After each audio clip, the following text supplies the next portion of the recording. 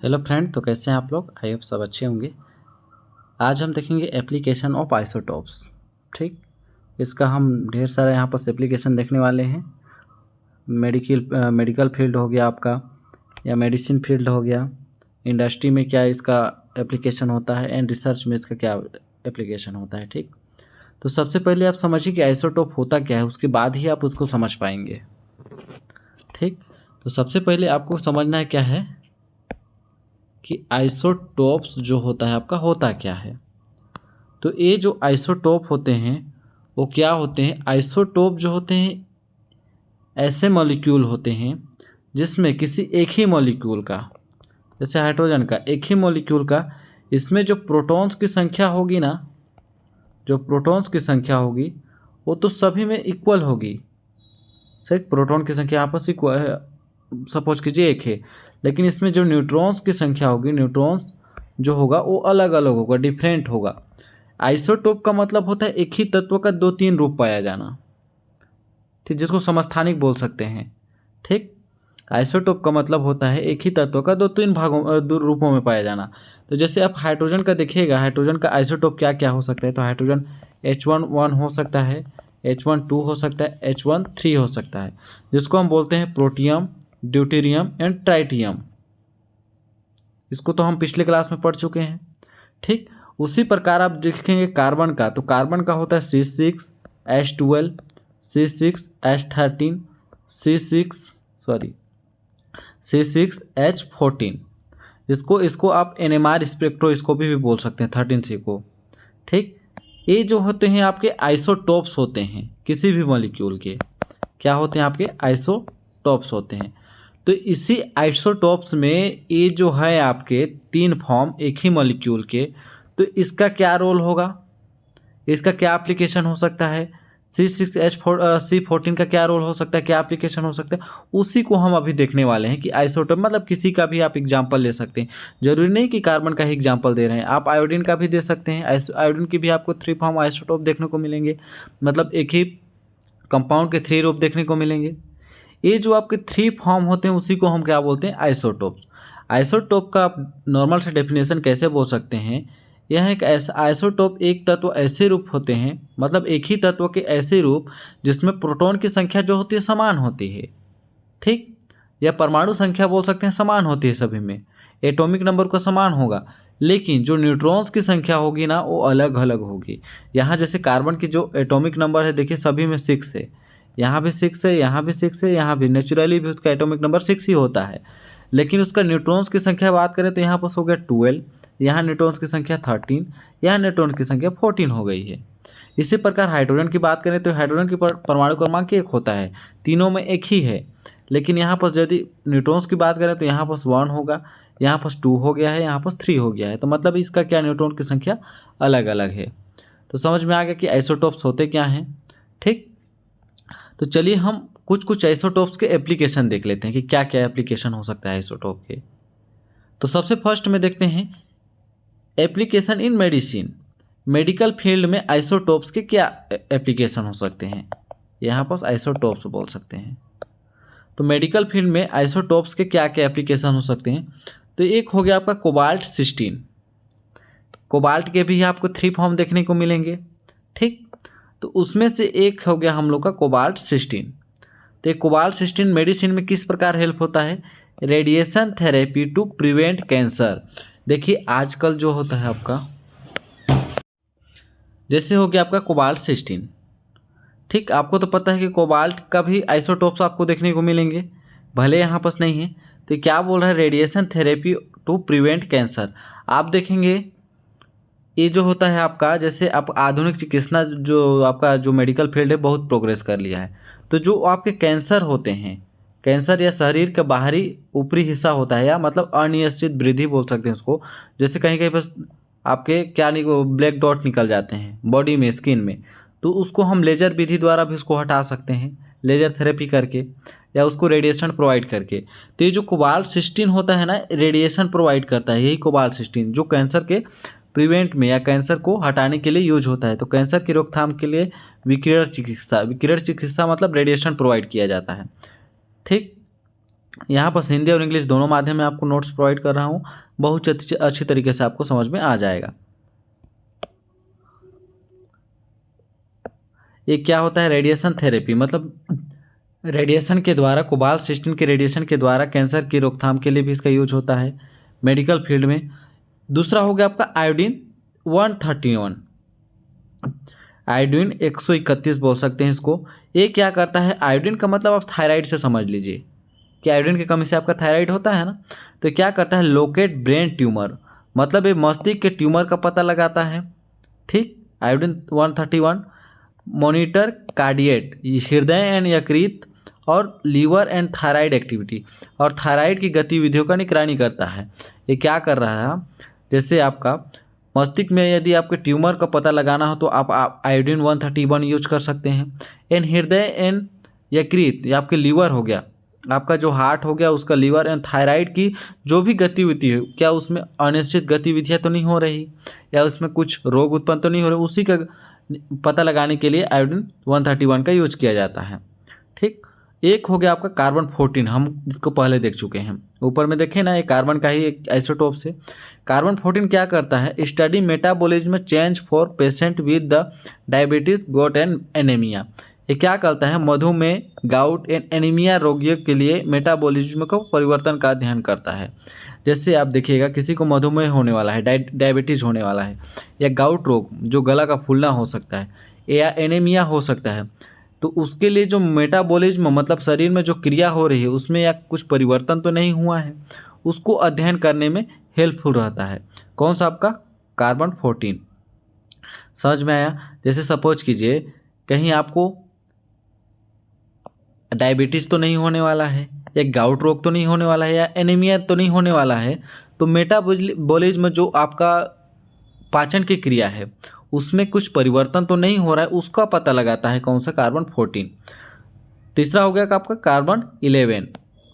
ठीक, कार्बन 11 क्या करता है, tag into the glucose to monitor organs during a PET, positron emission tomography scan.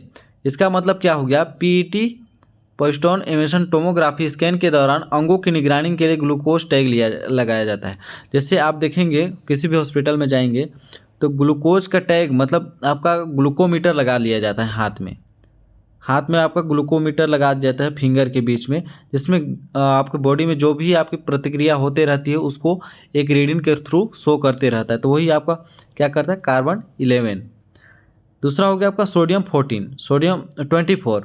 Sodium 24 क्या करता है, स्टडी ब्लड सर्कुलेशन, ये क्या करता है, रक्त परिसंचरण का अध्ययन करता है।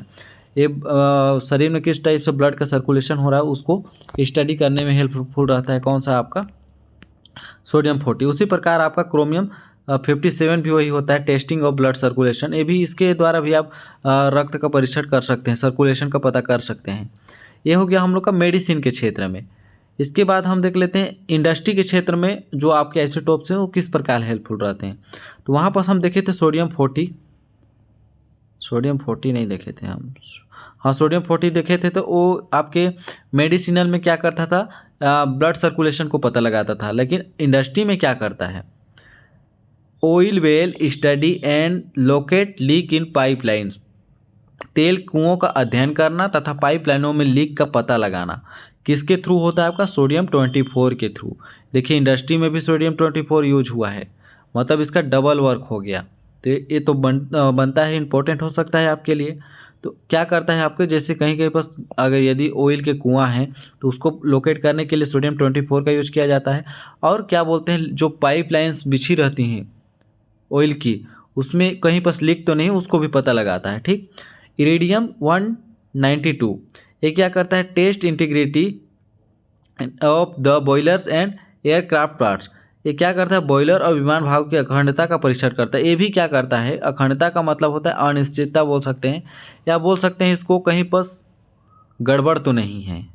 जैसे बॉयलर हो गया, बड़े बड़े बॉयलर हो गए, विमांस के भाग, विमांस मतलब हो गया कोई एयरक्राफ्ट है, उसमें बहुत सारे पार्ट्स वगैरह होते हैं, बहुत सारे पार्ट्स से मिलकर बने होते हैं ना भाई, तो उसमें से कहीं पर गड़बड़ी तो नहीं है, उसको पता करता है कौन सा आपका, इरिडियम 192।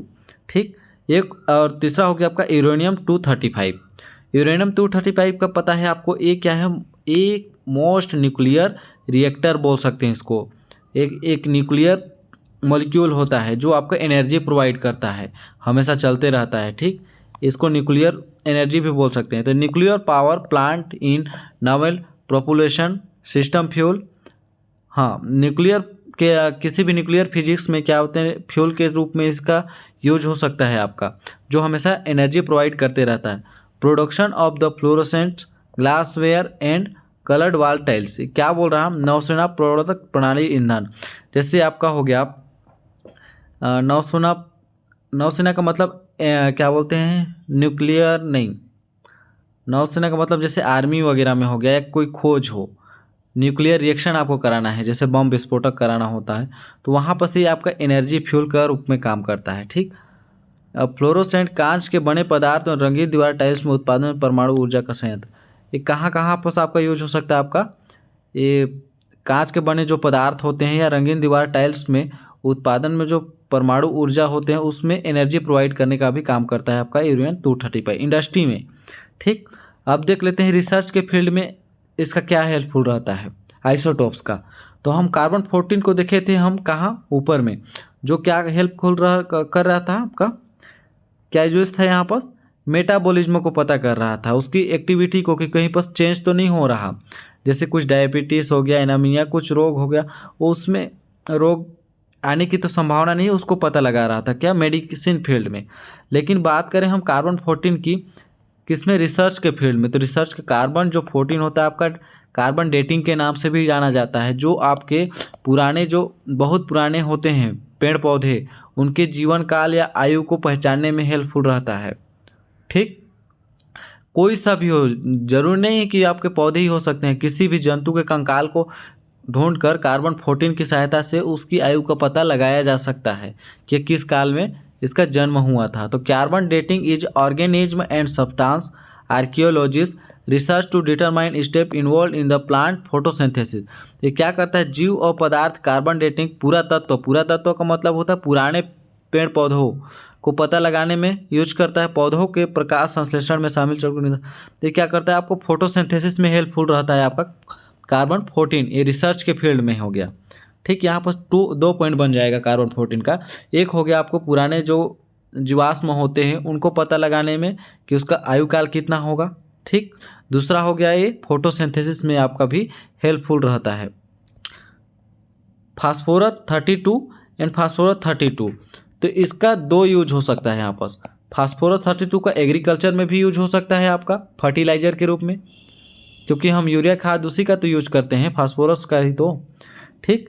और यहाँ पर यदि खोज की बात करें, रिसर्च की बात करें, तो क्या करता है, used in research involving A biology and genetics, जीव विज्ञान और आनुवांशिक से जुड़े अनुसंधान का उपयोग किया जाता है। यहाँ पर क्या बोल रहा है, ये क्या करता है, किसको रिसर्च करने के लिए काम करता है, ये बायोलॉजी, जीव विज्ञान एंड जेनेटिक्स, जेनेटिक्स में कुछ प्रॉब्लम तो नहीं है, उसको भी रिसर्च करने का काम फास्फोरस 32 करता है। और एग्रीकल्चर में बात करें हम, तो एग्रीकल्चर में क्या करता है आपका, अच्छा यहाँ पर एग्रीकल्चर का नहीं दिया है ना, तो हाँ एग्रीकल्चर में क्या करता है आपका, ये आपका फर्टिलाइजर के रूप में ही यूज किया जा सकता है। देखिए एग्रीकल्चर के आप दो पॉइंट लिख लीजिएगा, ठीक। एग्रीकल्चर के लिए हमने लोग नहीं लिखे हैं आइसोटोप्स का यूज, एग्रीकल्चर, ठीक। तो एग्रीकल्चर में आपका क्या, फास्फोरस 32 का फर्टिलाइजर के रूप में, ठीक। कार्बन 14 नहीं, हाँ कार्बन 14 का यूज हम कहाँ यूज कर सकते हैं, आपको फोटोसिंथेसिस में, ठीक।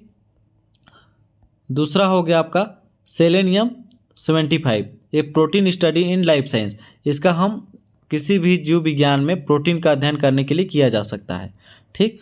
दूसरा हो गया आपका स्ट्रोंसियम 85, metabolism and bone formation study, ये अस्थि निर्माण मतलब हड्डी का बनना या मेटाबॉलिज्म जो आपकी पाचन की क्रिया होती है उसको हम इससे डिटेक्ट कर सकते हैं स्टोलियम 85 से।